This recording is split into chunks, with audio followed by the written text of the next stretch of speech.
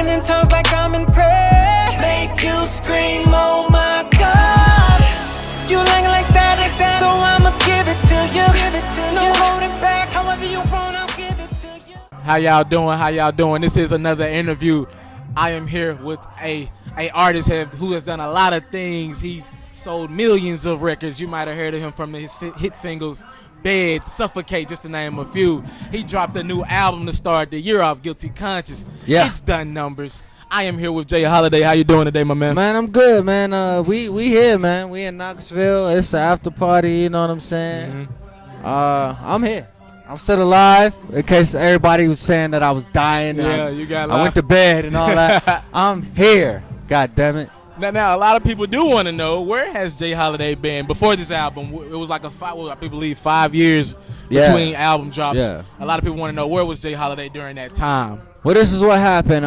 Back of My Life and Round 2 came out on Capitol Records. Mm-hmm. You know what I mean? And when Round 2 came out, they kind of started giving me the business, like, bruh, blah, blah, blah. Mm-hmm. So I was like, I'm cool with this. And I left and went to Def Jam. Def Jam shelved me for 2 years. Okay. You know what I mean? So it's like, after that, I'm like, man, you got to let me go. Let me do my own thing. Let me try to spread my own wings. Yeah. And that's when we did Guilty Conscience. So that's where I'm at right now. So no label right now for the record. Independent. No, Holiday Music Group. Of course it's a label. Yeah. HMG. Most definitely. Now going into the album Guilty Conscious, could you tell us briefly what went into this album? What makes it different from the first 2 albums you dropped? What's different about Guilty Conscious? Well, Guilty Conscience was more like a look into my personal life. Mm-hmm. You know what I mean? Like, Back of My Life was my struggle. Mm-hmm. Round 2 was like, all right, I can clean it up for y'all. Mm-hmm. And then Guilty Conscience was like, I'm having fans telling me we don't really know who you are. So it's like, all right, well, let me let y'all know what I've done, what I've been through. But I let them know that on the relationship side. Mm-hmm. You know what I mean? Like, I didn't give them the full thing, but it was just basically like, this is what I've been through in relationships from the beginning of Jay Holiday up until now. You know what I mean? Mm-hmm. So it was like, I've done some dirty stuff. Yeah. And I've had some dirty things done. Yeah. You know, it's not always the guy, it's not always the female, but it's just basically like I was just trying to tell a story. You know? Now how hard is it? You had, Bed sold 1 million records. It was number 1 on Billboard for 7 weeks in a row. Yeah. How hard is it to kind of come behind with such big singles like Bed and Suffocate and still drop music and look for that hit single? It's funny you asked that question, man. I always say, man, those 2 songs ruined my life. Ruined your life. They ruined my life. Some people would be like, man, that was the best thing that could ever happen to me. You can't really say that those singles made you a lot of money as well, right? Those singles make sure that I take care of my mother every month. So I love it. Mm-hmm. You know, from the work aspect, I love it. But from what I am and who I am as a person, it kind of railroaded me of what I was trying to do to become a man. You know what I mean? Like, in this industry, you got to take some hits. I took a lot of hits. You know what I mean? So I seen a video of you in Australia, I believe. Yeah. And the crowd was just vibing to the music. Yeah. What is that like when, after all the years and everything, they still love Jay Holiday's record that he puts out, some of the old records as well? What's that feeling like for you? Well, honestly, the biggest key that you said in that was Australia. When we go anywhere outside of the States, we good. You know, the States are spoiled. You know, and we're not really passionate about the great music anymore. So when I go overseas, it lets me know that, guess what? In the States, they might look at me a certain way, but overseas, they're packing the club out.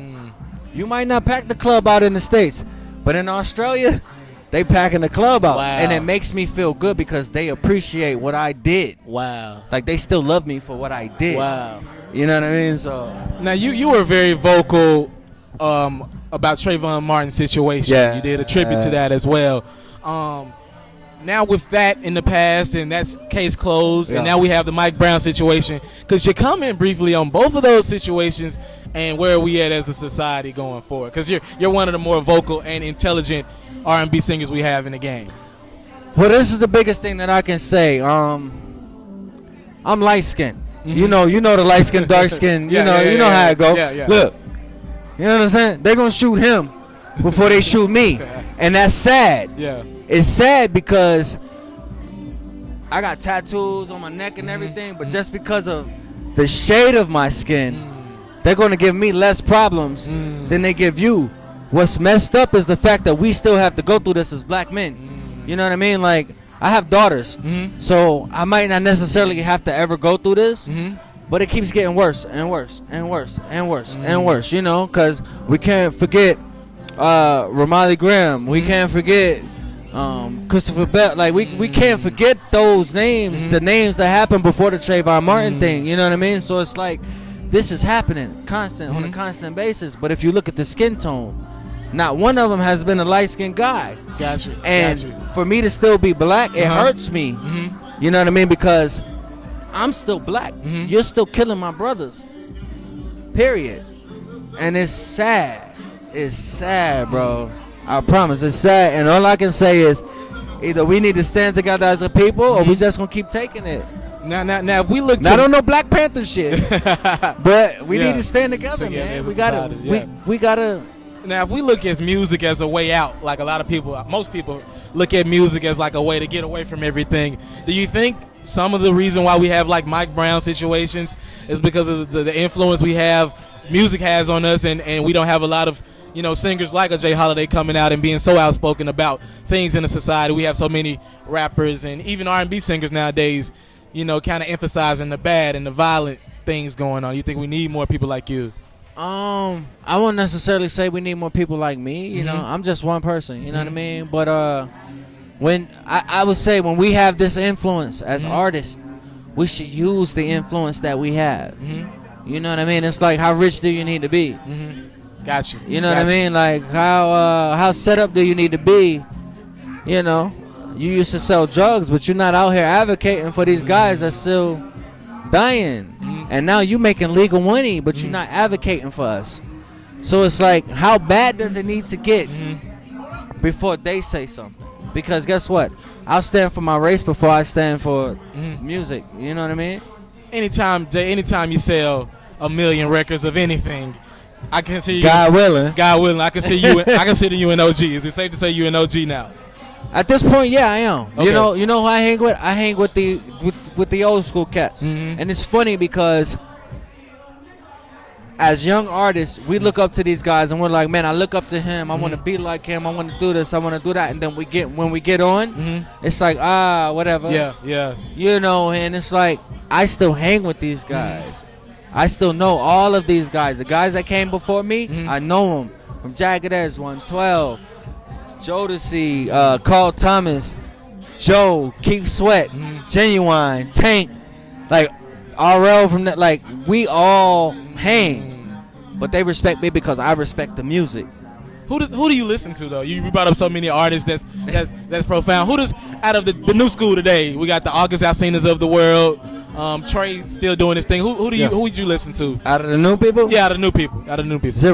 Zero. Wow. Zero. Wow. And it's not a disrespect thing. It's just kind of like, you don't move my spirit. Got you. You know what I mean? Got you. How Marvin Gaye moved my spirit? Got you. You don't move my spirit like that. And he was monumental with you growing up. You understand what I'm saying? Got you. Not even past him being monumental. All right, let's take Prince. They don't move my spirit like Prince.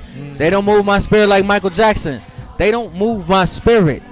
They're just trying to not fall victim to the hip-hop umbrella. The hip-hop umbrella is bad. I mean, not bad in a way of talent. It's bad for R&B. Gotcha. So now, if you look at all the R&B guys, they want to be, I'm so thugged out. Yeah. Let's just say this. I've never passed out on stage. Gotcha. I'm going to leave it at that. Jay. Never. Jay, could you tell us some of the future projects you got going? What can we expect from you? And are you going to go back in the studio for an album anytime soon? Yes. Actually, this year I'll be doing my first, not this year, 2015. I'll be doing my first summer album. Every album I put out have been in the fall, wintertime. I'm finally going to put out my first party summer anthem album. Okay. And that's what I'm doing. I'm putting out a cookout album. Okay. I'm putting out the barbecue the family reunion album. More up to beat type songs. Okay. I'm trying to get out of that ballad road. I can do that. Everybody knows that. I can do that. Gotcha. You know what I mean? No. I gotta end the interview on a lighter note here. I gotta bring up the braids, Jay Holiday, because let's do it. Let's do it. I know you from the braids. He took the hat off during the interview, ladies and gentlemen, showing the low cut we got going. What do you believe the braids had anything to do with the band Suffocate Records, and what went into you cutting the braids? Why? Why cut the braids? Well, I'll first start by saying, don't believe what you see on Wikipedia. They lie. Okay. I am in my 30s. Mm-hmm. If you look at Wikipedia, they think that I'm turning 30. That's not what it is. I think they got you about 29 right now on there. Right. Yeah. I cut my hair because I turned 30. I said I will not have braids after 30. Gotcha. That was 2 years ago. Gotcha. I'll be 33 this year. Okay. You know what I mean? I'm a grown man. Mm-hmm. I'm trying to do grown things. I'm out here in my button up. If we're only reaching us, we're not really reaching anybody. You know what I mean? Like, we have to start influencing the next group of people and the next race. Most definitely. And the next and not influence them in a bad way, but just to get them to understand that we're not all crazy. We're not all just out here wilding, and you know what I mean? Like, that's what I'm trying to do right now. Insightful words from one of the OGs in the game. Yeah. If you have not heard that Guilty Conscience, make sure you go download, cop that album in stores, online, whatever it takes to go get that album from Jay Holiday. I thank you for doing the interview with my man. Yes, you know it. Yes, you know it. Shouts out to T-Pain. That's my homie. Jay Holiday turned up with us. It's Jay While Holiday. they talk all that crazy stuff, T-Pain is one of the homies. My bad. It's MrTaliaferro.com. We with Jay Holiday. Hey, yo, what's good, man? It's me, your boy, Jay Holiday. And right now, you're checking in with It's MrTaliaferro.com. Make sure you keep it locked. He's to keep the real. He got the best interviews. You already know what it is. When did you stop wearing all that makeup?